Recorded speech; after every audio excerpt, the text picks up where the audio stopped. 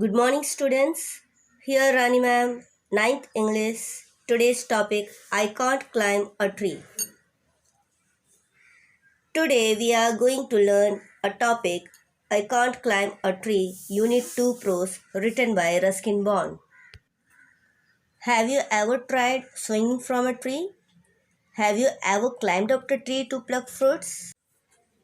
Many of you may answer yes, but you all have different experiences, isn't it? Some of you enjoyed, some of you may fell down, some of you were scolded. May I correct? I miss you children. Actually, I would like to ask questions and love to listen you. But today I miss you a lot. Okay children, let's enter to the lesson. Before getting into the story, let me introduce about the author. Here you can see the picture of Ruskin Bond. Ruskin Bond was born on 19th May 1934. He is an award-winning Indian author of British descent. Here descent means background of a person in terms of family or nationality. He is much renowned for his role in promoting children's literature in India. Here renowned means famous. The Indian Council of Child Education has recognized his role in the growth of children's literature in India. He got the Sahitya Academy Award in 1992 for Our Trees Still Grow in Dehra. He was awarded the Padma Shri in 1999 and Padma Bhushan in 2014. As a prolific writer, he has written over 500 short stories, essays, and novels. His popular novel, The Blue Umbrella, was made into a Hindi film and was awarded the National Film Award for the Best Children's Film in 2007. Let's move on to the story. The theme of this story is searching the memories of old days. Let's have a look on new words. Turnstile, it means a mechanical gate consisting of revolving horizontal arms fixed to a vertical post, allowing only one person at a time to pass through. Hollyhocks, a tall Eurasian plant of the mallow family with large showy flowers. Colonel, a rank of officer in the army.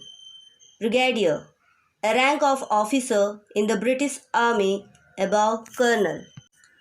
Trapeze, it means a horizontal bar hanging by two ropes and free to swing, used by acrobats in a circus. Muttered, to utter words in a low tone. Slithered, slide or slip unsteadily on a loose or slippery surface. Proning, the act of trimming a plant. Chiming, making melodious ringing sounds typically to indicate the time. Now listen the story.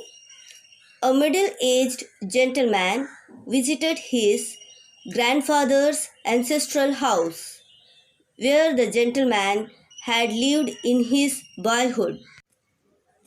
It had no changed. It was built with granite walls. It had a new outhouse with favored trees. The jackfruit tree was still there, giving shade. His grandmother felt the shade was a blessing from the trees. As a boy, he used to swing on a turnstile, going round and round.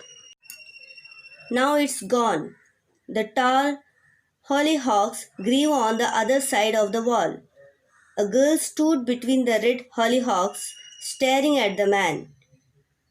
She was 12 or 13 years old, slim, with lovely eyes and long black hair.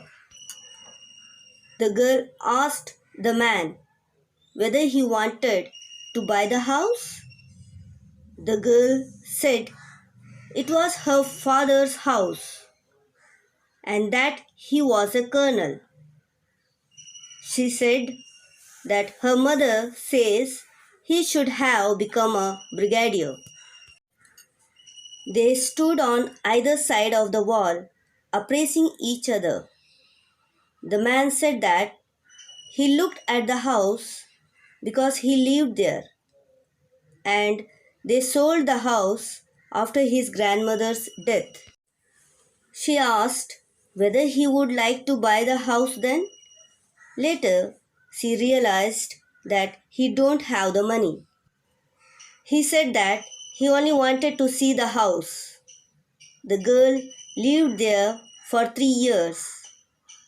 She called him in so he can see the house better and said that her parents wouldn't mind because he is middle aged.